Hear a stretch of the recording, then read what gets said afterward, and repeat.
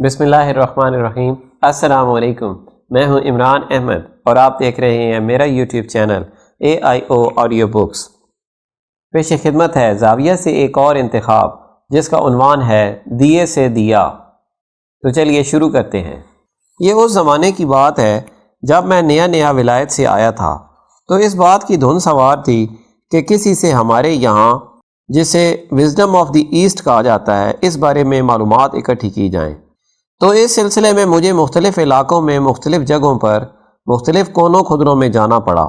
خاص طور پر میں نے ایسے ڈیرے تلاش کیے جہاں بابے لوگ رہتے تھے، اور آپ نے یہ لفظ میرے منہ سے بارہا سنا ہوگا، تو میں حضرت سائیں حضرت شاہ صاحب کے ڈیرے پر جاتا تھا اور ان سے اس علم کے بارے میں جانکاری حاصل کرنے کی کوششیں کرتا تھا جو علم کتاب میں موجود نہیں ہے، اور وہ میرے علم کے ساتھ بڑی بری طرح سے ٹکراتا تھا، کیونکہ میں ایک اور طرح سے تیار کیا گیا تھا علم کے معاملے میں۔ وہاں کا علم ایک اور طرح کا علم تھا، لیکن مجھے اس میں خاصی دلچسپی تھی۔ لیکن اس کے ساتھ ساتھ ایک خرابی تھی کہ جو میرے ساتھی اور میرے ہم عصر ادیب تھے، لکھنے والے تھے، اس بات کو بہت برا سمجھتے تھے کہ ہمارا ایک پڑھا لکھا آدمی سیانہ بیانہ اتنی دور سے ہو کر آیا ہے، ولایت میں پڑھتا بھی رہا، یہ کس بےہودہ کاروبار میں لگ گیا ہے۔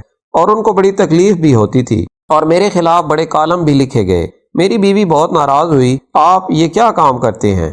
تو میں چھپ چھپا کے ڈرا کے جاتا تھا۔ ایک دن میں شام کے وقت گیا اور وہاں مغرب کی نماز پڑھ رہے تھے، تو بابا جی میرے ساتھ کھڑے تھے۔ مولوی صاحب نماز پڑھا رہے تھے تو ایک آدمی روتا چیختا چلاتا ہوا آیا، کہنے لگا کہ جلدی چلو، یونس کو تو مرض الموت ہو گیا ہے اور اس کا گھنگرو بج رہا ہے اور وہ مرنے کے قریب ہے۔ اس نے کہا ہے کہ بابا جی کو بلا کر لاؤ، وہ میرے سرہانے بیٹھ کر سورہ یاسین پڑھے۔ اس وقت ہم نماز پڑھ رہے تھے تو بابا جی نے مجھے کونی مار کے کہا، بیٹا نیت توڑ دو، نماز پڑھتے ہوئے نیت کیوں توڑی جائے؟ میں پہلے ان کی اس بات کو نہیں سمجھا، لیکن انہوں نے کہا نیت توڑ دو۔ میں نے کہا اچھا جی۔ میں چونکہ انڈر ٹریننگ تھا تو میں نے کہا جیسے یہ کہتے ہیں ٹھیک ہے۔ کہنے لگے دیکھو اعلان ہو گیا، ایک آدمی مشکل میں ہے، پہلے اس کی مشکل دور کی جانی چاہیے، پھر آ کر ہم نماز پڑھ لیں گے، کیونکہ نماز کی قضا ہے، خدمت کی قضا نہیں۔ کوئی آدمی سائیکل سے گر جائے، زخمی ہو جائے، آپ کہیں میں مغرب پڑھ آؤں پھر آ کر اٹھاتا ہوں، یہ ٹھیک نہیں۔ اب یہ بات میرے لیے بالکل نئی تھی اور عجیب تھی۔ خیر اٹھے، جس گھر جانا تھا گئے، وہ بھی دیکھا۔ خیر وہ ایک لمبی کہانی ہے، میں آپ کو پھر کبھی سناؤں گا اور وہ دلچسپ ہے۔ واپس اپنی جگہ پر ہم لوٹ کے آئے، رکشہ سے اترے تو میں نے رکشے والے کو کچھ پیسے دیے، اس کے کوئی 3 روپے 80 پیسے بنتے تھے۔ میں نے اس کو 4 روپے دے دیے۔ وہ یہ سمجھا کہ میں نے بہت بڑا مار کا مارا ہے، تو بابا جی نے پوچھا پوت پیسے دے دیے؟ میں نے کہا دے دیے۔ کہنے لگے کتنے دیے؟ میں نے کہا 4 روپے۔ تو کہنے لگے کیوں؟ میں نے کہا اس کے 3 روپے 50 پیسے یا 80 بنتے تھے، میں نے اسے 4 دے دیے۔ انہوں نے کہا نہیں 5 دے دینے سی۔ میں نے کہا 5؟ مجھے بڑا دھچکا لگا کہ 5 کیوں دے دوں؟ میں نے کہا کیوں؟ کہنے لگے تسی بھی نہ دیتے وچوں دینے سی، تسی کیڑے پلیو دینے سی، خدا کے دیے ہوئے پیسوں میں سے دینے تھے، کون سی اپنی جیب سے ادا کرنے تھے۔ پھر اس نے مجھے تھوڑا سا ہلایا، لیکن میں نے اس کو سمجھا عقلی طور پر، اقتصادی طور پر، ایموشنلی میرے اندر نہیں اتری وہ بات، لیکن اس کے بارے میں سوچتا رہا، غور کرتا رہا۔ اگلے دن ہمارے ایک دوست بہت پیارے ابن انشا، وہ کراچی سے آئے۔ وہ مجھے گھر ڈھونڈتے رہے، پھر انہیں پتہ چلا کہ میں اس وقت کہیں اور جگہ موجود نہیں ہوں، کسی لائبریری میں نہیں۔ انہوں نے سوچا میں اشفاق ضرور ڈیرے پر گیا ہوگا، چنانچہ وہ اتنا ایک بڑا ڈنڈا لے کر، وہ بانس کا تھا، مجھے ڈھونڈتا ڈھونڈتا ڈیرے پر آ گیا۔ اسے پتا تھا اب اندر تو داخل نہیں ہوا، باہر کھڑا رہا۔ اس کو تکلیف بھی تھی، شرمندگی بھی کہ یہ آدمی کس جگہ پر آ کر بیٹھتا ہے۔ میں اندر بیٹھا رہا، میں ڈرا ہوا تھا۔ اس نے کہا باہر آؤ تم۔ خیر ڈرتا ہوا صاحب اس کے قریب پہنچا۔ اس نے کہا تمہیں شرم آنی چاہیے، تمہیں کتنی مرتبہ کہا ہے یہ زمانہ سائنس اور ٹیکنالوجی کا ہے، تم کس فضول جگہ پر آ کر بیٹھ جاتے ہو اور کیا سیکھتے ہو یہاں پر؟ میرے 2 دوست تھے، ایک ابن انشا اور ایک نون میم راشد۔ یہ سائنس اور ٹیکنالوجی سے بہت مرعوب تھے اور کہتے تھے کمال ہی کر دیا ہے سائنس نے۔ میں UNO میں گیا، نون میم راشد کے دفتر میں، اوپر کی منزل سے کوئی 42ویں منزل تھی۔ جب نیچے اترے تو میرے ساتھ ساتھ چلے آ رہے تھے، تو جب ہم ایک ڈاکخانے پر رکے تو کہنے لگے خیر آ گئے ہو تم گاؤں سے، نہ تمہارے پاس تعلیم ہے، نہ حسن ہے، نہ صحت، تم لوگ کس طرح سے زندگی گزارتے ہو؟ تم نے یہ ڈاکخانہ دیکھا ہے؟ میں نے کہا جی دیکھا ہے، امریکہ کا ڈاکخانہ ہے، واقعی بڑا خوبصورت ہے۔ کہنے لگے خوبصورتی کی بات نہیں ہے، یہ دیکھو تمہیں آواز آ رہی ہے، کرز کرز، اس میں سے آواز آ رہی تھی۔ پتہ ہے یہ کیا ہو رہا ہے؟ یہ ٹکٹوں کو مورے لگ رہی ہیں اور مشین خود بخود لگا رہی ہے، نہ کوئی آدمی ہے، نہ کوئی بندہ ہے، نہ کوئی پرندہ ہے، یہ دیکھو وہاں پر لا کر پیکٹ رکھ دیتے ہیں، رز اس طرح سے سارٹنگ ہو جاتی ہے۔ میں تمہیں نوٹ گننے کی مشین دکھاتا ہوں۔ میں نے کہا راشد صاحب ان چیزوں سے اتنا متاثر نہ ہوا کرے۔ کہنے لگے نہیں، تم گھامڑ لوگوں کو بتانا چاہتا ہوں تو یہ خیر مجھے بیچ میں یاد آ گیا، اللہ بخشے بڑے پیارے آدمی تھے دونوں، تو ابن انشا کو غصہ تھا اس بات کا، تو وہ مجھے ہٹانا چاہتا تھا۔ باہر کھڑے اسی طرح سے بانس کا وہ باریک سا ڈنڈا لیے، کہنے لگے مجھے یہ بتاؤ یہاں کیا ہے جو تمہیں کسی کتاب میں کسی لائبریری میں نہیں ملتا؟ کون سی چیز ہے؟ میں نے کہا انشا کچھ خاص نہیں، کچھ ایسی چیزیں مشاہدے سے گزرتی ہیں جو مختلف ہوتی ہیں۔ کہنے لگا کیا؟ میں نے کہا کل ہم گئے تھے، اس طرح سے رکشہ کا کرایہ دیا، اس رکشے میں سے اترے، اس طرح سے میں نے پیسے دیے، اس طرح سے بابا جی نے کہا تو نے 5 ہی دے دینے تھے، تو کیا تھا؟ تو نے دتے سے دینا ہے، تو نے کون سا پلے سے دینا ہے؟ تو انشا خاموش ہو گیا یہ سن کے۔ اب وہ شاعر آدمی تھا، اس کی روح بہت پیاری تھی، وہ یہ تو برداشت نہیں کر سکتا تھا کہ بڑی اچھی بات ہے، لیکن اس نے سن لی۔ ختم ہو گیا یہ سین۔ اس کے کوئی 2 مہینے بعد میں کراچی گیا تو انشا جی کے دفتر ملنے پہنچا۔ انشا بیٹھا کام کر رہا ہے، ہم گپ شپ لگا رہے ہیں، ادھر کی باتیں ادھر کی باتیں، بہت خوش۔ ایک لڑکی آئی، اس کی صحت بہت خراب تھی، اس کی آنکھوں میں یرکان اتنا نمایاں تھا کہ جیسے رنگ بھرا ہوا ہو پیلا۔ اسے چھپانے کے لیے اپنی آنکھوں میں سرمے کی بہت موٹی تیر لگا رکھی تھی، تو کالا برقع اس نے پہنا ہوا آ کر کھڑی ہو گئی انشا جی کے سامنے۔ اس نے ایک خط ان کو دیا، وہ خط لے کر رونے لگا، پڑھ کر اس لڑکی کی طرف دیکھا، پھر میز پر رکھا، پھر دراز کھولا۔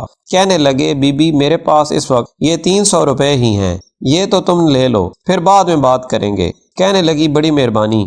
وہ بچکی سی ہو گئی بیچاری اور ڈر سی گئی، گھبرا سی گئی۔ اس نے کہا بڑی مہربانی دے دیں۔ وہ لے کر چلی گئی۔ جب چلی گئی تو میں نے انشا سے کہا انشا یہ کون تھی؟ کہنے لگا پتہ نہیں۔ میں نے کہا اور تجھ سے پیسے لینے آئی تھی، تو نے 300 روپے دے دیے، تو اس کو جانتا نہیں؟ کہنے لگا نہیں، میں اتنا ہی جانتا ہوں، یہ خط ہے، اس میں لکھا تھا محترم انشا صاحب، میں آپ کے کالم بڑے شوق سے پڑھتی ہوں اور ان سے بہت خوش ہوتی ہوں، اور میں یہاں پر لیاری میں ایک پرائمری اسکول میں ٹیچر ہوں اور میری 130 روپے تنخواہ ہے۔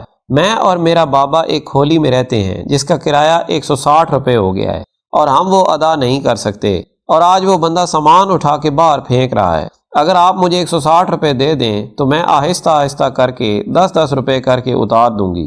میں کراچی میں کسی اور کو نہیں جانتی سوائے آپ کے، وہ بھی کالم کی وجہ سے۔ میں نے کہا اوئے بے وقوف آدمی، اس نے تجھ سے 160 روپیہ مانگے تھے، تو نے 300 دے دیے۔ کہنے لگا میں نے بھی تو دتوں میں سے دیا ہے، میں نے کون سا پلے سے دیا ہے۔ اس کو بات کی سمجھ آ گئی تھی، یہ نصیبوں کی بات ہے، یعنی میری سمجھ میں نہیں آئی۔ میں جو بڑے دھیان سے جاتا تھا، ڈکٹیشن لیتا تھا، کوششیں کرتا تھا جاننے کی۔ میں نے کہا اوئے یہ فقرہ تو میں نے کہیں سنا ہوا ہے۔ کہنے لگا میں نے کچھ کالم لکھے تھے، یہ ان کا معاوضہ تھا، یہ 300 روپیہ میرے پاس ایسے ہی پڑے تھے، میں نے دے دیے۔ تو کوئی 8 مہینے کے بعد میری پھر اس سے ملاقات ہوئی۔ لاہور آیا تو کہنے لگا وہ جو فلسفہ تیرے بابا کا ہے بڑا خوفناک ہے اور بہت بڑا ہے، اس میں سے تو آدمی باہر نہیں نکل سکتا۔ میں نے کہا کیوں؟ کہنے لگا میں نے اس لڑکی کو 300 روپے دیے تھے تو میری جان عذاب میں پڑ گئی۔ میں ٹوکیو ایک میٹنگ اٹینڈ کرنے گیا تھا، وہاں مجھے یونیسکو سے خط آیا، تمہارے $1000 ہمارے پاس پڑے ہیں، وہ بتائیں ہم آپ کو کہاں بھیجیں۔ میں نے اس کے جواب میں لکھا میں چونکہ سرکاری ملازم ہوں اور سرکاری حیثیت سے آپ کی خدمت میں حاضر ہوا تھا، اس لیے میری گورنمنٹ نے مجھے سارا TA دے دیا تھا۔ انہوں نے کہا اس کے ساتھ کوئی تعلق نہیں، یہ ہماری طرف سے ہے، جو سارے پارٹیسپینٹس کو تحفے میں دی ہوئی رقم ہے۔ تو میں نے فوراً خط لکھا کہ خبردار اس کو ہاتھ نہ لگانا، وہیں رکھنا۔ اس زمانے میں یہی حالات تھے ڈالر کے جو آج کل چل رہے ہیں، میں وہاں آ کر لے لوں گا۔ اس کی یہ کیفیت ہوئی، اس 1 سال کے اندر یورش ہو گئی پیسوں کی، ایسی جگہ سے آنے شروع ہو گئے کہ اس نے سوچا تک نہیں تھا۔ 2 سال اس کی یہ کیفیت رہی، پھر وہ وہی ڈنڈا لے کر میرے گھر آ گیا لڑائی کرنے کہ تو نے مجھے یہ بڑی لانتی بات بتا دی ہے۔ میں اتنا تنگ آ گیا ہوں، اس سے اتنے پیسے میرے پاس آنے لگے ہیں کہ میں بھرتا نہیں ہوں، اب میں نے دینے بند کر دیے ہیں، خدا نہ کرے میرے سامنے کوئی تڑپ کر مر جائے، میں کچھ نہیں دیتا، یہ تو عذاب ہے، دیتے جاؤ تو آتے جاتے ہیں، دیتے جاؤ تو آتے جاتے ہیں۔ واٹ از دس؟ میں نے کہا اس کا علم تو مجھے بھی نہیں، میں تو ابھی پوچھ رہا ہوں اور سیکھ رہا ہوں کہ یہ کیسے ہوتا ہے۔ تو میں نے یہ بات زندگی میں عجیب و غریب دیکھی تھی کہ اگر آپ دیتے ہیں تو وہ لوٹ کے آپ کے پاس آتا ہے، یہ صدائے بازگشت ہے جو کہ لوٹ کر واپس آتی ہے۔ آدمی سوچتا ہے یہ 70 روپے تھے، اس میں سے میں نے 30 روپے دے دیے، تو میں نے ابھی تھیسس لکھنا ہے، پی ایچ ڈی کرنی ہے، تو بعد میں خرچ کرنے ہوں گے، کہاں سے آئیں گے؟ حالانکہ یہ بات اس طرح نہیں ہے۔ اب اللہ میاں کا عجیب و غریب سسٹم ہے، وہ یہ کہ جو کچھ آپ دیتے رہتے ہیں وہ کچھ آپ کا جمع رہتا ہے، اور اللہ میاں وہ رجسٹر کبھی نہیں دیکھتا، وہ دوسرا لیجر مانگتا ہے جس میں سے آپ چھوڑ آئے ہوتے ہیں اور پیچھے رہ گیا ہوتا ہے۔ مجھے یاد آ گیا حضرت مجدد الف ثانی، وہ بہت سخت اصولی بزرگ تھے، لیکن ایک بات میں ان کی کبھی نہیں بھولتا، انہوں نے فرمایا جو شخص تجھ سے مانگتا ہے اس کو دے، کیا یہ تیری انا کے لیے کم ہے کہ کسی نے اپنا دست سوال تیرے آگے دراز کیا؟ بڑے آدمی کی کیا بات ہے۔ اس سلسلے میں ایک حدیث بھی ہے اور وہی سرچشمہ ہے۔ پھر فرماتے ہیں اور عجیب و غریب انہوں نے یہ بات کی ہے کہ جو حقدار ہے اس کو بھی دے اور جو ناحق کا مانگنے والا ہے اس کو بھی دے، تاکہ تجھے جو ناحق کا مل رہا ہے کہیں وہ ملنا بند نہ ہو جائے۔ دیکھیں نا ہم کو کیا ناحق کا مل رہا ہے، اس کی ساری مہربانیاں ہیں، کرم ہے، اور ہمیں اس کا شعور نہیں ہے کہ ہمیں کہاں کہاں ناحق مل رہا ہے۔ کبھی آپ آرام سے بیٹھ کر اپنی زندگی کو، اپنے کام کو، اپنے آپ کو بیلنسنگ شیٹ بنانے کی کوشش کریں تو آپ کو پتہ چلے گا 80-90% تو ایسے ہی آ رہا ہے۔ یہ میرا استحقاق نہیں بنتا، لوگ ایسے ہی روتے ہیں کہ میرا حق، اور میں اپنے حق کی خاطر لڑوں گا اور مروں گا، یہ کر دوں گا، وہ کر دوں گا۔ ایسا کبھی ہوتا نہیں۔ بعض اوقات ایسی جگہ سے آ جاتا ہے جہاں آدمی تصور نہیں کر سکتا، بلکہ بیشتر ایسے ہوتا ہے اور آتا چلا جاتا ہے، لیکن آدمی گھبراتا ہے کہ اگر میں کچھ دے دوں گا اور دیتے میں سے دے دوں گا کمی ہو جائے گی، ہوتی نہیں۔ لیکن وہ ہمارے جیسے پڑھے لکھے لوگ سیانے اس قسم کی بات کرتے ہیں۔ ایک ہمارے ماڈل ٹاؤن میں کلئی گھر تھا، بہت اچھا، امیر دین کلئی گھر، ہمارا بہت پیارا تھا، بانڈے وغیرہ کلئی کرتا تھا، فوت ہو گیا۔ تو مولوی صاحب نے مسجد میں اعلان کیا کہ امیر علی فوت ہو گیا ہے، اس کی دعا کروانی ہے۔ مغرب کے بعد علاقے کے سب لوگ بلاک میں اکٹھے ہوں، تو ہم ابھی کچھ پڑھ ہی رہے تھے کہ ایک لڑکا آ گیا، اس نے آ کر کہا جی میرا والد تو بہت بیمار ہے، اس نے امیر علی کلئی گھر کے لیے دعا بھیجی ہے۔ تو ہم نے کہا دعا بھیجی کیا ہوتا ہے؟ دعا تو آدمی آ کر کرتا ہے۔ اس نے کہا میرا والد اس کا بڑا یار تھا، دونوں بہت پکے دوست تھے، اس کو درد ہے، شٹیکا پین، وہ چل پھر نہیں سکتا، میں اس کی دعا لے کر آیا ہوں۔ تو ہم نے کہا دعا کیا لے کر آیا ہے؟ ہم لوگ گٹلیاں وغیرہ پڑھ رہے تھے، اٹھ کے ایک آدمی نے باہر دیکھا تو لڑکا ٹریکٹر لے کر آیا تھا، پیچھے ٹرالا تھا، اور اس کے باپ نے 2 بوری گندم، آٹا، 1 بوری چاول، گڑ کا پورا 1 گٹھا اور اس قسم کی چیزیں تھیں۔ کبھی اس قسم کی باتیں سوچنے کا، دینے کا، بھیجنے کا، یعنی درویش کا یہ طریقہ ہوتا ہے۔ میری بہو ہے بڑی اچھی، پیاری، نیک، اس کو خیال آیا کہ کچھ خیرات کرنی چاہیے، لیکن اس کو طریقہ نہیں آتا، یہ بھی بڑا مشکل کام ہوتا ہے۔ اب کیا کریں؟ خیر وہ اپنا پرس لے کر اور اس میں کچھ پیسے ڈال کر چلی گئی جھگیوں میں، کوارٹرز میں، وہاں جا کر کھڑی ہو گئی تو ایک بی بی آئی اس کے پاس، اس نے کہا کڑیے کس طرح آئی ہیں؟ لڑکی کس کام کو آئی ہو؟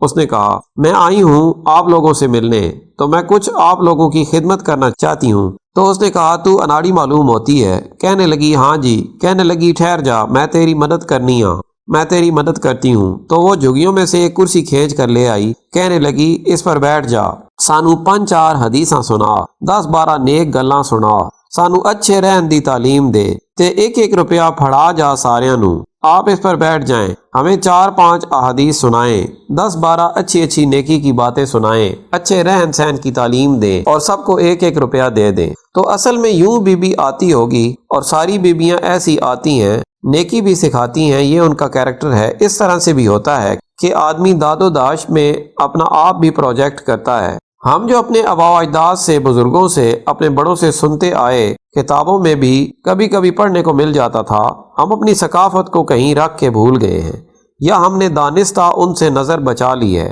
ہٹا لی ہے کسی نئی ترقی کی جانب۔ میں ذاتی طور پر سمجھتا ہوں کہ ہم رکھ کے بھولے نہیں ہیں اور نہ ہی دانستہ نظر بچائی۔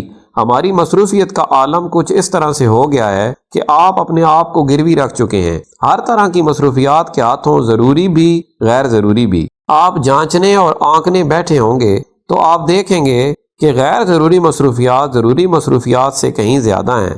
میرا پوتا ہے، اس کو ہم نے اسکول میں ابھی داخل کروایا ہے، ابھی سے مراد چھٹیوں سے 4-5 مہینے پہلے، تو اسے کاغذ تختی وغیرہ سب کچھ لے کر دے دیا۔ وہ اسکول جاتا رہا آتا رہا تو ایک دن اس کے والد کہنے لگے، یار تجھے اسکول میں داخل کروایا ہے، تو کبھی پڑھتا نہیں۔ کہنے لگا کیا کروں ڈیڈی، ٹائم نہیں ملتا۔ حاضرین میں موجود ایک صاحب بولتے ہیں، آپ کی خیرات سے مجھے اپنی دادی کا واقعہ یاد آیا۔ وہ بچپن میں ہمیں کہا کرتی تھیں کہ مٹھی کو آپ جتنا کس کے بند کریں اس میں اتنی چیز کم آتی ہے، اگر مٹھی ڈھیلی بند کریں تو اس میں زیادہ آئے گا۔ تو خیرات دینے کا یہی ہے کہ ہم جتنا اپنا پیسہ کس کے رکھتے جائیں گے، اللہ میاں اس میں اتنی کمی کرے گا۔ یہی تو آذر کہہ رہے ہیں، یہ جو چیزیں تھیں ہماری قسمت سے نکلتی جا رہی ہیں۔ حاضرین میں موجود ایک صاحب کو مخاطب کرتے ہوئے، دیکھیں نا خان صاحب نے بات شروع کی، اس وقت کچھ ذکر آیا تو انہوں نے اپنی تعلیم کا حوالہ دیا، پھر یہاں کے بابوں کی بات کی جو ان پڑھ لوگ ہوتے ہیں۔ خان صاحب آپ اجازت دیں تو اس کو 2 حصوں میں تقسیم کر لیں۔ کچھ لوگ تعلیم یافتہ ہوتے ہیں اور کچھ لوگ پڑھے لکھے ہوتے ہیں، اور یہ کوئی ضروری نہیں کہ ہر تعلیم یافتہ پڑھا لکھا ہو، لیکن وہ جو ہمارے بزرگ ہوتے ہیں، بڑے لوگ ہوتے ہیں، بابے ہوتے ہیں، یہ پڑھے لکھے لوگ ہوتے ہیں۔ ان کا مشاہدہ، ہر چیز کو جانچنے کا ان کا طریقہ، گہرائی میں جانا اور پھر تجزیہ کرنا اپنے طور پر، اور وہ تجزیہ 100% درست ہوتا ہے۔ آپ کے بھی نواسے پوتے انہی کے ہیں، نسل چلی آ رہی ہے۔ میں آپ سے پوچھتا ہوں، ایک سوال میرے ذہن میں آ گیا، میں نے آپ سے اتنی باتیں کی تو آپ بھی میری مدد کریں کہ انسان جس شخص پر تنقید کرتا ہے اور جس میں کیڑے نکالتا ہے اور جس کو بہت برا سمجھنے لگتا ہے، کیا خود اس جیسا ہونا چاہتا ہے یا آپ کے مشاہدے میں آیا ہے کہ اس کے جیسا ہو جایا کرتا ہے؟ ہاں ہے تو یہی، اگر آپ نگاہ ڈالیں اور دیکھیں۔ آپ کا کوئی سیاستدان ہے جو آپ کی وزارت داخلہ پر تنقید کر رہا ہے، پھر آپ دیکھتے ہیں کہ پلٹ کر خود وہ ہوم منسٹری میں آ جاتا ہے نا بات؟ میں نے یہ سوال آپ کے سامنے پیش کیا ہے، مجھے یہ دقت ہو رہی تھی، مگر ارد گرد دیکھتا ہوں کہ غریب امیر آدمیوں پر بڑی تنقید کرتا ہے، لیکن ہم ان کو کوئی مارکسزم وغیرہ لا کے دیں کہ اس میں تمہاری بڑی بہتری ہوگی تو وہ اسے فیل کر دیتے ہیں۔ وہ خود چاہ رہے ہوتے ہیں خود موقع ملے تو ہم بھی امیر ہو جائیں۔ انسان کی فطرت میں، لاشعور میں ہے نا وہ ایک بات جو اس تک نہیں پہنچ سکتا۔ بنیادی طور پر تنقید کی ایک وجہ یہ بھی ہے، انسان کے لاشعور میں ایک بات ہوتی ہے، کوئی ایم ہوتا ہے، گول ہوتا ہے، اس کو نہیں حاصل کر سکتا، تو جو اس کو حاصل کر چکا ہوتا ہے اس پر وہ تنقید کرتا ہے۔ مثلا لڑکیاں دیکھیں کسی دوسری لڑکی کو دیکھ کر کہتی ہیں کیا شکل اس کی کوجی سی لگتی ہے۔ اکثر لڑکیاں تو یہ کہتی ہیں اس کے کان چھوٹے ہیں وغیرہ، رنگ نہیں گورا، لیکن فرض کریں کہ وہ اچھی نہیں ہے تو میں دیکھتا ہوں کہ وہ تنقید کر رہی ہوتی ہیں، اس کا جی چاہ رہا ہوتا ہے کہ جو کچھ خوبیاں بیان کر رہی ہوں میں ویسی ہی بن جاؤں، اور اس میں اس کو کچھ خوبیاں محسوس ہوتی بھی ہیں۔ ہمارے گھروں میں رشتے وغیرہ کے لیے جاتے ہیں، جب پوچھا جاتا ہے کہ آپ کیا دیکھ کے آئی ہیں، جواب ملتا ہے اگر ملا جلا کر دیکھیں تو خوبصورت لگتی ہے، ایک چیز تو کچھ بھی نہیں تھی، لا حول ولا قوت۔ یہ کیا بات کرتی ہیں، نہیں نقص تو ٹھیک تھی۔ یہ جو کاسمیٹکس کی اتنی بڑی انڈسٹری ہے جو کہ اسٹیل کے بعد دنیا میں دوسری بڑی انڈسٹری ہے، تو شاید اس خوف سے تو نہیں پیدا ہوئی کہ دیکھو میں تنقید کرتی ہوں یا کرتا ہوں اور پھر اس کے بعد مجھ میں یہ چیز پیدا ہو جائے تو میں ذاتی طور پر ایک نتیجے پر پہنچا ہوں کہ جو تنقید کر رہا ہوتا ہے وہ آرزومند اس بات کا ضرور ہوتا ہے۔ میری دعا ہے کہ اللہ آپ کو آسانیاں عطا فرمائے اور آسانیاں تقسیم کرنے کا شرف عطا فرمائے۔ اللہ حافظ۔